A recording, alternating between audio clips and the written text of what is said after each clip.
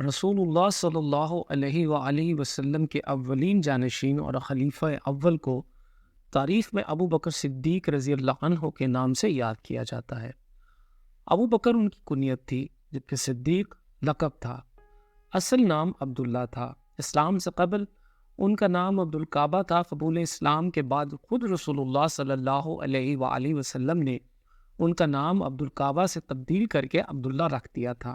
بچپن سے ہی عتیق کے لقب سے بھی مشہور تھے، جبکہ قبول اسلام کے بعد مزید یہ کہ ایک موقع پر رسول اللہ صلی اللہ علیہ وآلہ وسلم نے انہیں مخاطب کرتے ہوئے یہ خوشخبری سنائی تھی، انت عتیق اللہ من النار، یعنی آپ اللہ کی طرف سے جہنم کی آگ سے آزاد کردہ ہیں۔ البتہ بعد میں عتیق کے بجائے ہمیشہ کے لیے صدیق کے لقب سے مشہور ہو گئے۔ حضرت ابو بکر صدیق رضی اللہ عنہ مکی تھے، قریشی سے، مہاجر تھے۔ قبیلہ قریش کے معزز خاندان بنو تیم سے ان کا تعلق تھا، جو کہ مکہ کے مشہور محلہ مصطفی میں آباد تھا۔ حضرت ابو بکر صدیق رضی اللہ عنہ عشرہ مبشرہ یعنی ان 10 خوش نصیب ترین افراد میں سے تھے جنہیں رسول اللہ صلی اللہ علیہ وآلہ وسلم نے جنت کی خوشخبری سے شاد کام فرمایا تھا۔ حضرت ابو بکر صدیق رضی اللہ عنہ کے والد کا نام ابو قحافہ جبکہ والدہ کا نام سلمہ تھا۔ یہ دونوں باہم چچا زاد تھے، لہٰذا والد اور والدہ دونوں ہی کی طرف سے آپ رضی اللہ عنہ کا سلسلہ نسب 7ویں پشت مذہب انقاب پر رسول اللہ صلی اللہ علیہ وآلہ وسلم کے سلسلہ نسب سے جا ملتا ہے۔ حضرت ابو بکر صدیق رضی اللہ عنہ کو رسول اللہ صلی اللہ علیہ وآلہ وسلم کے انتہائی مقرب اور خاص ترین ساتھی ہونے کے علاوہ مزید یہ شرف بھی حاصل تھا کہ آپ رضی اللہ عنہ رسول اللہ صلی اللہ علیہ وآلہ وسلم کے سسر بھی تھے۔ ام المومنین حضرت عائشہ صدیقہ رضی اللہ عنہ آپ رضی اللہ عنہ کی صاحبزادی تھیں۔ حضرت ابو بکر صدیق رضی اللہ عنہ کو یہ خاص شرف اور اعزاز بھی حاصل تھا کہ ان کے خاندان میں مسلسل 4 نسلوں کو رسول اللہ صلی اللہ علیہ وآلہ وسلم کی صحبت و معیت کا شرف نصیب ہوا۔ چنانچہ ان کے والدین بھی صحابی تھے، یہ خود بھی صحابی تھے۔ ان کے صاحبزادے عبداللہ اور عبد الرحمن رضی اللہ عنہ نے صاحبزادیاں عائشہ اور اسماء رضی اللہ عنہما اور پھر نواسے عبداللہ بن زبیر رضی اللہ عنہ اجمعین سبھی رسول اللہ صلی اللہ علیہ وآلہ وسلم کے صحابی تھے۔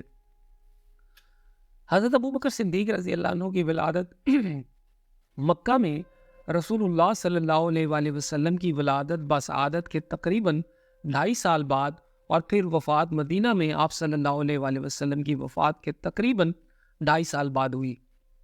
حضرت ابو بکر صدیق رضی اللہ عنہ جاہلیت اور پر اسلام دونوں ہی زمانوں میں نہایت باوقار اور وزادار رہے۔ تمدنی اور معاشرتی زندگی میں انہیں ہمیشہ ممتاز مقام حاصل رہا۔ ظہور اسلام سے قبل بھی اس معاشرے میں انہیں ہمیشہ انتہائی عزت و احترام کی نگاہ سے دیکھا جاتا تھا۔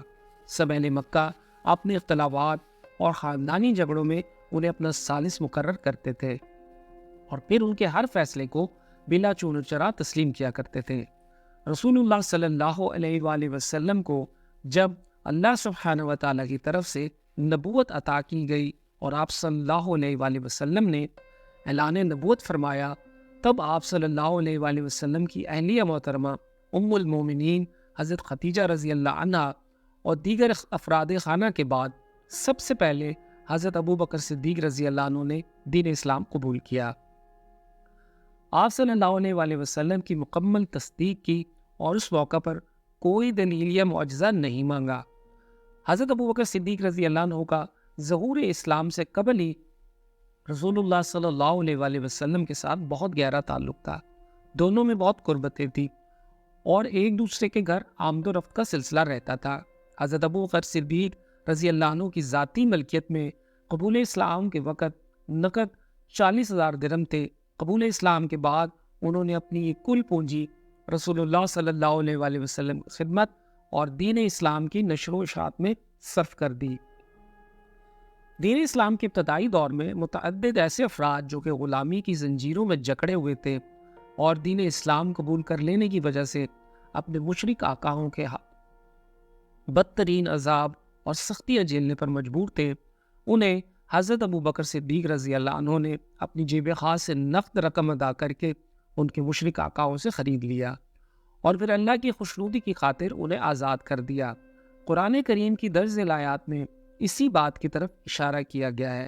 ترجمہ: اور ایسا شخص اس جہنم سے دور رکھا جائے گا جو بڑا پرہیزگار ہوگا، جو پاکی حاصل کرنے کے لیے اپنا مال دیتا ہے، کسی کا اس پر کوئی احسان نہیں کہ جس کا بدلہ دیا جا رہا ہو، بلکہ صرف اپنے پروردگار بزرگ اور بلند کی رضا چاہنے کی خاطر، یقیناً وہ عنقریب راضی ہو جائے گا۔ مفسرین کے بقول اس آیت کا مفہوم اگرچہ عام ہے، یعنی جو کوئی بھی محض اللہ کی رضامندی اور خوشنودی کی خاطر اپنا مال خرچ کرے گا وہ جہنم کی آگ سے محفوظ رہے گا۔ البتہ بطور خاص اس سے حضرت ابو بکر صدیق رضی اللہ عنہ کی طرف اشارہ بھی مقصود ہے۔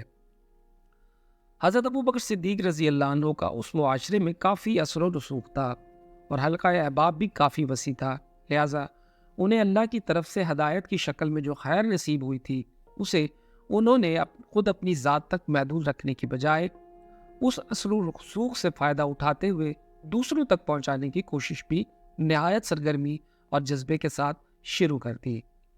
چنانچہ ان کی دعوتی و تبلیغی کوششوں کے نتیجے میں اس معاشرے کے متعدد ایسے بڑے بڑے اور با اثر افراد مشرف با اسلام ہو گئے جو آگے چل کر دین اسلام کے بڑے علم بردار اور اس قافلہ توحید کے سپہ سالار ثابت ہوئے۔ دین اسلام کی نشر و اشاعت اور سربلندی کی خاطر جنہوں نے تاریخی خدمات اور ناقابل فراموش کارنامے انجام دیے، عشرہ مبشرہ یعنی وہ 10 خوش نصیب ترین حضرات جنہیں اس دنیا کی زندگی میں ہی رسول اللہ صلی اللہ علیہ وآلہ وسلم نے جنت کی خوشخبری سے شاد کام فرمایا تھا، ان میں سے 5 حضرات نے آپ رضی اللہ عنہ کی دعوت اور تبلیغی کوششوں کے نتیجے میں ہی دین برحق قبول کیا۔